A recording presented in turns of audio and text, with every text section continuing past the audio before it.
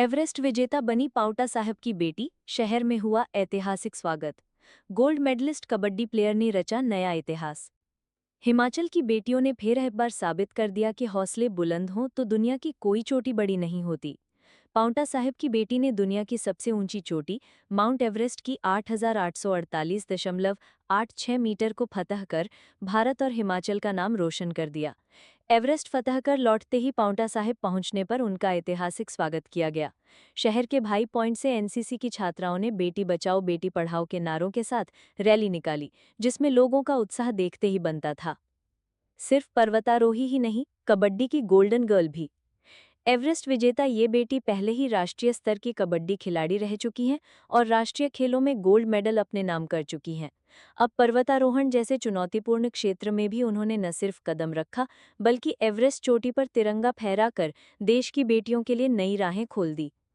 भावुक पिता बोले, डरते थे, अब गर्व से सिर ऊंचा है। इस मौके पर मीडिया से बात करते हुए उनके पिता ने कहा, पहले डर लगता था कि बेटी इतनी दूर ऐसे खतरनाक मिशन पर जा रही है, लेकिन आज गर्व होता है कि मेरी बेटी ने वो कर दिखाया जो करोड़ों का सपना होता है। बेटी ने साझा किया संघर्ष और सपना।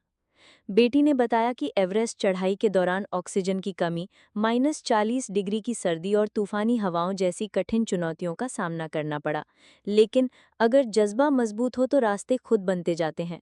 उन्होंने आगे कहा कि वो अब भी इसी क्षेत्र में आगे बढ़कर देश की सेवा करना चाहती हैं।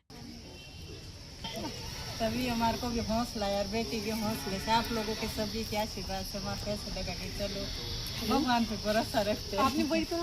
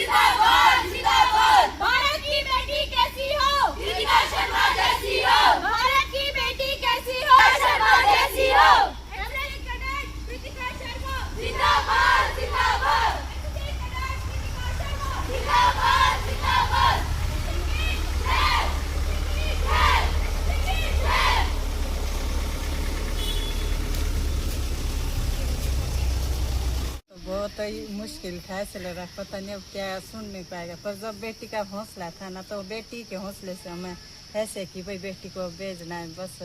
क्या कह करके गई थी? माता मैं करके दिखाऊंगी, ऐसे नहीं कि घबराना नहीं, घबराने की कोई बात नहीं। सबसे पहले तो मैं धन्यवाद करना चाहूँगा लेफ्टिनेंट डॉक्टर पूजा भाटी जी का, जिन्होंने एक कैडेट्स को चुन के कृतिका बेटी का भी धन्यवाद करूँगा, जिसने एक दिए हुए मार्गदर्शिका को परिपूर्ण माउंट एवरेस्ट फतेह करके आई, और मैं धन्यवाद करूँगा।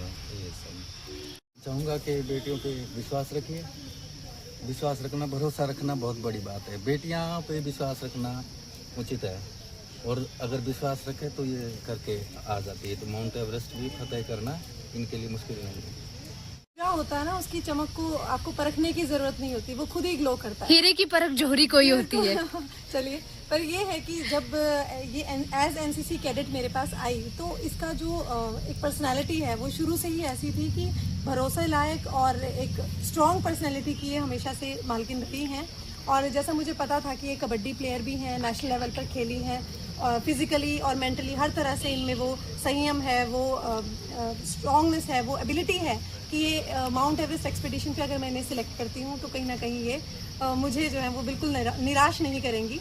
और कहीं थोड़ा सा मुझे ये था कि माता पिता का पता नहीं मुझे वो एक सपोर्ट मिलेगा या नहीं मिलेगा, लेकिन जब मैंने इनके माता पिता से बात की और उन्हें भरोसा दिखाया तो हम लोगों ने मिलकर कृतिका पर ये एक जिम्मेदारी हमने दी और कृतिका ने इसे बखूबी निभाया। और हमारा जो 1 HP गर्ल्स बटालियन सोलन है उसके तो हम जो है वो हमेशा आभारी रहेंगे। कर्नल संजय शांडिल जो हमारे CO सर थे और जो हमारी मैडम थी WTLO जिन्होंने कृतिका को मुझसे आगे हायर लेवल पे सिलेक्ट किया, उनका भी एक बहुत बड़ा योगदान था। पर हम सभी को पता था कि ये एक दिन हमारा नाम ज़रूर रोशन करेगी और इंडीड माउंट एवरेस्ट पर चढ़कर इन्होंने वो चीज़ करके दिखाई है। से मुझे बहुत प्रेरणा मिली। अब कॉन्फिडेंस आ गया मेरे को माउंट एवरेस्ट फतेह करके कि आगे जितनी भी मेरी लाइफ में चुनौतियाँ आएंगी मैं सबको आसानी से पार कर सकती हूँ। मैंने माउंट एवरेस्ट जैसी बड़ी चुनौती को पार कर रखा है, तो आगे जितनी भी चुनौती आएगी मैं उनको अच्छी तरह से पार कर सकती हूँ। सबसे कठिन पल जब एवरेस्ट चढ़ रहे थे, ऐसे तो माउंट एवरेस्ट एक ऐसे पहाड़ है जिसमें हर कदम पर चैलेंज है, पर सबसे ज़्यादा डिफ़िकल्ट जब हम जा रहे थे, एक कैंप 4 से फाइनल समिट के लिए जा रहे थे, तो एक बालकनी आता है, वहाँ हमारा ऑक्सीजन सिलेंडर चेंज होता है। उसके बाद एक साउथ समिट आता है, बालकनी से दिखता है कि ये टॉप है, पर उसके बाद जब पहले चल रही थी कि टॉप में पहुँचने वाले बहुत ही नज़दीक है। जब उधर पहुँचे तो शेरपा दाई ने बताया कि ये टॉप नहीं है, इससे आगे 500 मीटर की रिज है।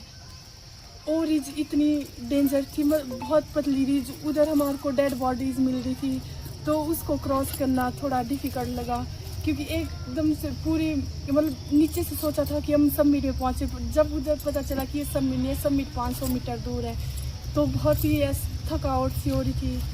पर उस टाइम जो हमारी टीम स्पिरिट थी और पेरेंट्स का, टीचर्स का जो और हमारी जनता जो गुड विशेस थी, उनको याद करके मैं आगे चली। मैं एक कबड्डी प्लेयर हूँ और मेरा बचपन से ये था कि मेरे को इंडिया को इंटरनेशनल लेवल पर रिप्रेजेंट करना है, तो मैं अभी भी कबड्डी से और फिर से इंटरनेशनल लेवल पर इंडिया को रिप्रेजेंट करूँगी और आगे माउंटेनियरिंग भी साथ साथ करते रहूँगी।